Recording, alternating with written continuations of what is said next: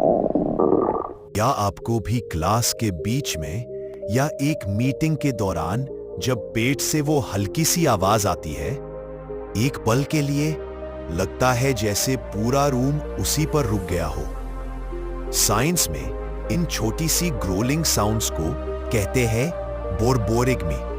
हमारा पेट और इंटेस्टाइन्स कभी रुकते ही नहीं, वो हमेशा फूड, गैस और लिक्विड को आगे पुश करते रहते हैं।